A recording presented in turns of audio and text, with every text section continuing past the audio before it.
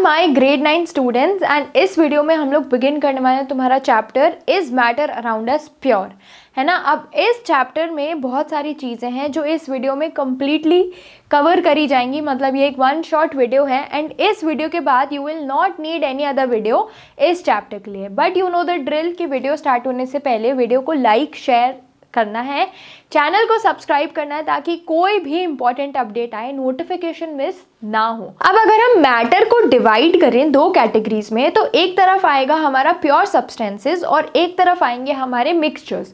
Pure substances में वो सारी चीज़ें आएंगी जो सिमिलर टाइप की चीज़ों के बने हैं, मतलब they are pure in nature. And mixture में दो चीज़ें मिलकर एक कंपाउंड बना रहे हैं या दो चीज़ें मिलकर एक सॉल्यूशन बना रहे हैं। अगर हम प्योर सब्सटेंसेस को आगे डिफाइन करें, so pure substances are substances that are made up of only one kind of particle मतलब only one type of particle. जैसे सॉल्ट है तो इस सॉल्ट के बोल में पूरा ही सॉल्ट होगा, उसमें शक्कर मिल गई अगर तो वो क्या हो जाएगा, एक मिक्सचर हो जाएगा। वाटर है तो ये प्योर वाटर है, इसमें सिर्फ और सिर्फ पानी है। डायमंड है तो ये प्योर है, गोल्ड है तो ये प्योर है। हम लोग बोलते हैं ना कोई भी चीज़ लेते टाइम कि क्या ये प्योर है। पेट्रोल जैसे अगर हम देखते हैं तो पूछते हैं, अगर कोई हमें बहुत कम रेट में देते तो हम पूछते थे कि प्योर है ना। गोल्ड पूछते हैं प्योर है ना, तो प्योर मतलब सिर्फ एक ही टाइप का होना चाहिए, उसमें कोई भी मिलावट नहीं होनी चाहिए। आगे अगर हम देखें तो प्योर सब्सटेंसेस में या तो एलिमेंट्स आ जाएंगे या तो वो कंपाउंड्स आ जाएंगे। अब एलिमेंट्स आएंगे तो जैसे Na है, Na एक एलिमेंट है। सोडियम मतलब उसमें सिर्फ सोडियम के ही एटम्स होंगे। वहीं पे अगर हम वाटर देखें तो उसमें हाइड्रोजन फिक्स्ड रेशियो में होगा एंड ऑक्सीजन फिक्स्ड रेशियो में होगा, ठीक है। तो एक थे एलिमेंट्स और एक थे कंपाउंड्स। कंपाउंड्स में अलग अलग एटम्स हैं, अलग अलग एलिमेंट्स कंबाइन किए गए हैं, बट उनका भी जो रेशियो है वो हमेशा क्या है, फिक्स्ड है। मतलब तुम कहीं पे भी वाटर देख लो वो H2O से ही बना होगा। 100 ml ऑफ वाटर तुम कहीं पे भी उठा लो, 100 ml ऑफ वाटर तुम यहाँ पे उठा लो, उसमें जो रेशियो होगा ना हाइड्रोजन का एंड ऑक्सीजन का वो फिक्स्ड होगा, अगर वो वाटर प्योर है। अगर इम्प्योर है तो फिर मैं नहीं बोल सकती, बट अगर वो वाटर प्योर है तो उसका रेशियो क्या होगा, बिल्कुल फिक्स्ड होगा। तो नेक्स्ट हमारे पास आता है एलिमेंट। अब एलिमेंट्स के भी दो टाइप्स होते हैं, दो नहीं इनफैक्ट तीन टाइप्स होते हैं, metals, non metals and metalloids. अगर हम बात करें मेटल्स की तो मेटल्स वो सारे एलिमेंट्स होते हैं, मतलब एलिमेंट्स का ही पार्ट है तो वो एलिमेंट्स ही होंगे। कैसे बात कर रहे हो मैम आप, बट हाँ मेटल्स सारे एलिमेंट्स का ही पार्ट है जो डक्टिलिटी शो करते हैं, जो कंडक्टिविटी शो करते हैं, मेलिएबिलिटी शो करते हैं, जिनकी मैकेनिकल स्ट्रेंथ ज़्यादा होती है, जो नेचर में लस्ट्रस होते हैं एंड वो स्नोरस भी होते हैं। ये सारी चीज़ें क्या हैं, डक्टाइल, मतलब हम उनको कन्वर्ट कर सकते हैं इनटू वायर्स, हम उनको कन्वर्ट कर सकते हैं इनटू वायर्स, ठीक है। कंडक्टिविटी मतलब वो हीट एंड इलेक्ट्रिसिटी को अपने आप से पास होने देते हैं, they conduct heat and electricity. स्नोरस होते हैं मतलब वो ऐसे आवाज़ क्रिएट करते हैं एक दूसरे मेटल के साथ हिट होने पे। मिलिएबल मतलब हम उनको कन्वर्ट कर सकते हैं इनटू शीट्स। एंड लस्टर मतलब उनके पास एक क्या होती है, शाइन होती है, एंड इसी के साथ साथ उनकी मैकेनिकल स्ट्रेंथ हाई होती है। अब अगर बात निकली मेटल्स की तो मेटल्स में हमें पॉजिटिव आयंस देखने को मिलते हैं, जैसे Na positive, Mg2 positive, Ca2 positive. तो ये सारे हमारे क्या होते हैं, मेटल्स होते हैं जो बनते हैं by the losing of electrons, ठीक है। ये बनते हैं by the losing of electrons. आगे अगर हम देखें नॉन मेटल्स, तो नॉन मेटल्स में ये सारी चीज़ें उल्टी होती है, ठीक है। मतलब नॉन डक्टाइल होते हैं, हम इनको वायर्स में कन्वर्ट नहीं कर सकते। पुअर कंडक्टिविटी होती है। कभी भी देखा है कोई नॉन मेटल इलेक्ट्रिकल अप्लायंसेस में यूज़ हो रहा है, हमने हमेशा देखा है कॉपर यूज़ होती है, नॉन मेटल यूज़ नहीं होता। नॉन स्नोरस मतलब ये आवाज़ भी नहीं क्रिएट करते, स्नोरस नहीं होते। नॉन मेलिएबल मतलब यहाँ पे ये कन्वर्ट नहीं किए जा सकते इनटू शीट्स। एंड ये नॉन लस्ट्रस मतलब इसमें शाइन बिल्कुल भी नहीं होती। एंड ब्रिटल मतलब ये बहुत ईजी टू ब्रेक होते हैं, है ना, ये बहुत ज़्यादा ही ईजी टू ब्रेक होते हैं। अब ये होते हैं जो गेन ऑफ इलेक्ट्रॉन से बनते हैं, ये इलेक्ट्रोनेगेटिव होते हैं, जैसे हमारा हो गया Cl नेगेटिव। तो ये एक एग्जाम्पल था। आगे हमारे पास है कंपाउंड्स। कंपाउंड्स को अगर हम फर्दर डिफाइन करें तो elements in a compounds are in a fixed ratio. Fixed ratio एक फिक्स्ड प्रोपोर्शन में होते हैं। जब एलिमेंट्स एक फिक्स्ड प्रोपोर्शन में होते हैं तो वो क्या फॉर्म करते हैं, कंपाउंड। अब हर कंपाउंड का एक डेफिनेट सेट ऑफ प्रॉपर्टीज होती है। जैसे वाटर है तो वाटर की प्रॉपर्टीज सेट होंगी, बस वो हाइड्रोजन एंड ऑक्सीजन की इंडिविजुअल प्रॉपर्टीज से भी डिफरेंट होगी, जो हमने हमारे प्रीवियस चैप्टर में ऑलरेडी पढ़ा है। Compounds can be broken down chemically only. Compounds can be broken down chemically only. Chemically only मतलब या तो इलेक्ट्रोलिसिस लगेगा या ऐसे और केमिकल हमारे पास प्रोसेसेस होंगे जिससे हम उनको ब्रेक करेंगे। एंड दे आर होमोजीनियस मतलब उसमें सेम टाइप ऑफ एलिमेंट्स होते हैं, सेम टाइप ऑफ एलिमेंट्स की वजह से ही ये बनते हैं। ठीक है, नेक्स्ट हमारे पास आता है मिक्सचर। तो मिक्सचर इम्प्योर सब्सटेंसेस होते हैं, they do not have a fixed composition and they can be mixed in any ratio. Their constituents can be separated by physical methods. अब physical methods में filtration आ गया हमारा। filtration मतलब जैसे मैंने एक ग्लास में पानी लिया, उसी ग्लास में मैंने आइस क्यूब्स डाल दिए, तो अगर मैं उसको सीव करूँगी हमारी छन्नी से, अगर मैं उसको छानूंगी तो आइस क्यूब्स अलग हो जाएंगे एंड पानी अलग हो जाएगा। तो ये एक मिक्सचर था। अगर वो पानी फिर मेल्ट हो गया, मेल्ट होके अगर वो वाटर बन के उसमें आइस डिजॉल्व हो गई पूरा, तो वो एक क्या बन जाएगा, प्योर सब्सटेंस। बट अभी जब तक वो मिक्स नहीं हुआ है ये एक मिक्सचर है एंड ये एक हेट्रोजीनियस मिक्सचर होगा। ठीक है, अब इसमें जो प्रॉपर्टीज़ होती है ना वो इनकी कॉन्स्टिट्यूएंट्स की ही होती है।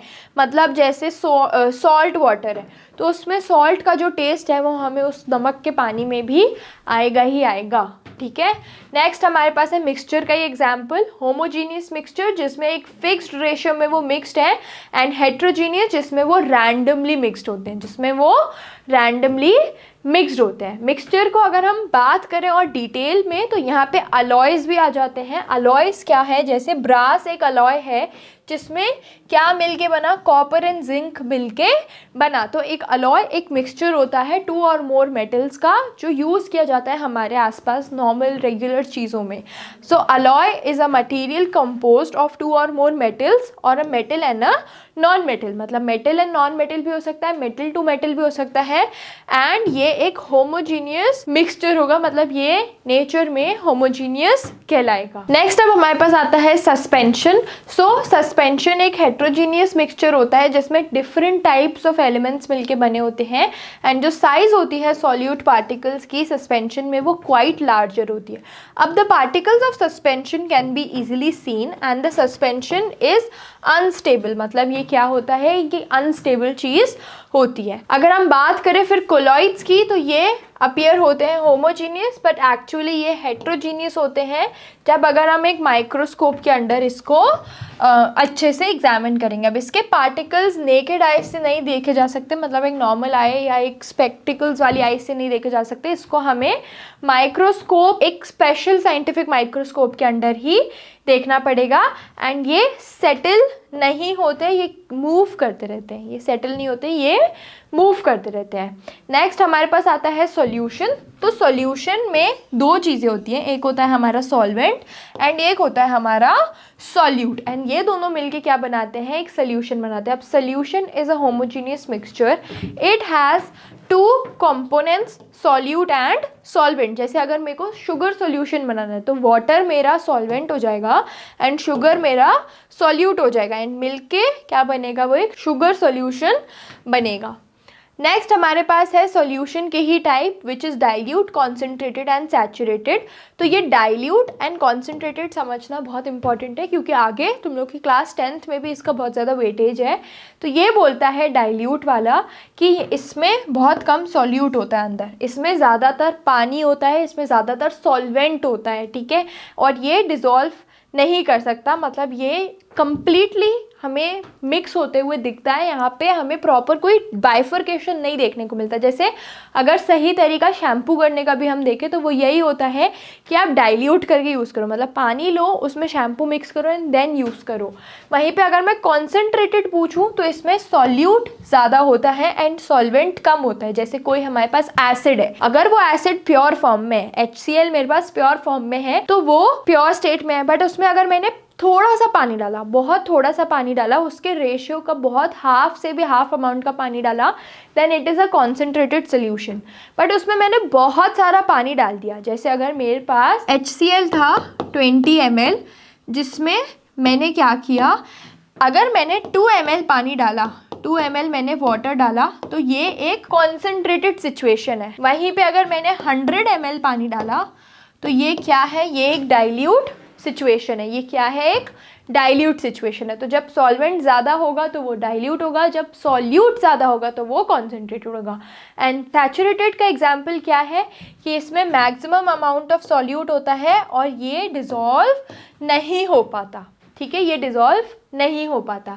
अब कॉन्सेंट्रेशन ऑफ सोल्यूशन में हमारे पास आता है कि अगर हम एक सैचुरेटेड सोल्यूशन को हीट करेंगे तो मोर solute can be soluble in the same amount of solvent. तो इसमें हम और सोल्यूट डाल के इसको स्टेबल कर सकते हैं उसी सॉल्वेंट में। ठीक है, अब यहाँ पे कुछ इंपॉर्टेंट फॉर्मूलाज हैं जो बहुत इंपॉर्टेंट है एंड ये तुम्हारे हाफ ईयरलीज में भी गारंटेड आए होंगे, जो होता है मास बाय मास परसेंटेज या मास बाय वॉल्यूम परसेंटेज। अब मास ऑफ सॉल्यूट मतलब उस पूरे सॉल्यूशन में सॉल्यूट का जितना मास है which is of course in grams, उसको हमें न्यूमरेटर में लेना है एंड नीचे mass of solution which will be in ml या which will be in litre हमें नीचे लेना है एंड उसको 100 से मल्टीप्लाई करके हमें परसेंटेज निकालनी है, तभी 100 इम्पॉर्टेंट है। यहाँ पे हमने सॉल्यूट इन सॉल्यूशन का लिया, तो अगर हमने मास ऑफ सॉल्यूशन लिया, यहाँ पे अगेन ये मास की बात हो रही है तो ये भी ग्राम में होगा एंड दोनों को हमें डिवाइड करके इनटू 100 कर देना है, जिससे हमारी परसेंटेज आ जाएगी। अब मास ऑफ वॉल्यूम, अगर मास बाय वॉल्यूम अगर हम लेंगे तो ऊपर मास है जो ये ग्राम्स में होगा एंड नीचे बाय वॉल्यूम है मतलब ml में होगा, क्योंकि यहाँ पे वॉल्यूम की बात हो रही है एंड यहाँ से भी 100 से मल्टीप्लाई करके हमारे पास क्या आ जाएगी, हमारे पास इसकी पूरी कॉन्सेंट्रेशन आ जाएगी। अब chemical change versus physical change क्या होगा? सो chemical change results from a chemical reaction while a physical change is when matter changes forms but not chemical identity. अब मैटर है जब उसका फॉर्म चेंज हो जाएगा बट उसकी केमिकल आइडेंटिटी सेम रहेगी, वो एक फिजिकल चेंज होगा। जैसे यहाँ पे आइसक्रीम है हमारे पास, ये मेल्ट हो गई बट इसमें सिर्फ इसका स्टेट चेंज हुआ, सॉलिड से ये लिक्विड हुई बट ये इसकी कॉम्पोजिशन सेम थी, तो this will be a physical change. जबकि एक रस्टिंग में एक न्यू लेयर ही बन गई ऑक्साइड की, तो ये क्या होगा, ये होगा हमारा एक केमिकल चेंज। ठीक है, अब हमारे पास आता है फिजिकल चेंज, तो यहाँ पे नो न्यू सब्सटेंसेस फॉर्म्ड, उसकी सिर्फ ओरिजिनल कॉम्पोजिशन है वो भी अनचेंज्ड रहती है एंड ये एक तरीके से टेम्पररी एंड रिवर्सिबल होता है एंड यहाँ पे हमें उसके अपीयरेंस में ही चेंज देखने को मिलता है। आगे अगर हम बात करें केमिकल चेंज की, तो यहाँ पे या तो गैस फॉर्म हो जाएगी, प्रेसिपिटेट मतलब एक लेफ्ट ओवर बन जाएगा, कलर चेंज होगा, ओडर निकलेगा, कोई एक स्मेल निकलेगी, या हमें लाइट या हीट का भी एमिशन मतलब लाइट या हीट भी हमें देखने को यहाँ पे मिलेगी। सो यहाँ पे ये चैप्टर भी एंड हुआ एंड आई होप तुम्हें अब इस चैप्टर में तो कोई भी डाउट्स नहीं होंगे। अभी भी अगर कोई डाउट है so do let me know in the comment section, video definitely मिलेगी। Till then stay tuned and happy learning.